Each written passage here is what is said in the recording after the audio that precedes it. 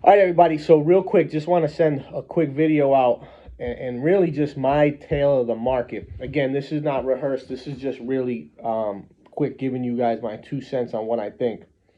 When I look at this market locally, Rhode Island, Southeastern Mass, take Boston and New York and the cities out of the mix.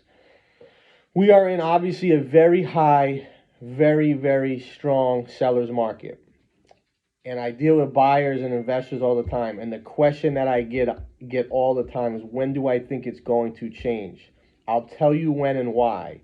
The when, within the next 12 to 24 months, I think you'll finally start to see a shift from a strong seller's market to somewhat of a more equalized market where buyers have some leverage.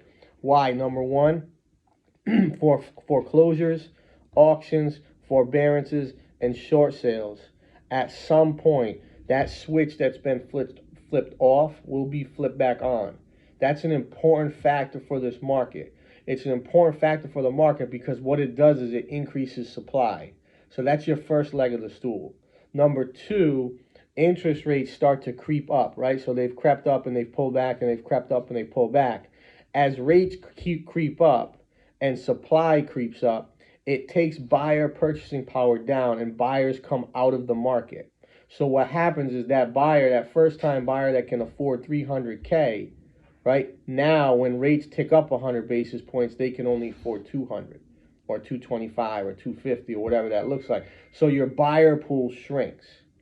Okay? And number three, the general public is always, unfortunately, behind the eight ball. What I mean by that is a lot of sellers, if they were smart, would be selling right now because supply has never been thinner. Demand has never been higher. We've never been in more of a situation where you can accept a premium on your property. What happens is sellers are going to be late to the game. They're going to come in 12 to 24 months from now when they start to see the bottom falling out. So you're going to have another layer of supply to come in because people are scared they missed it and they're going to have to ride this thing 10 years down and 10 years up.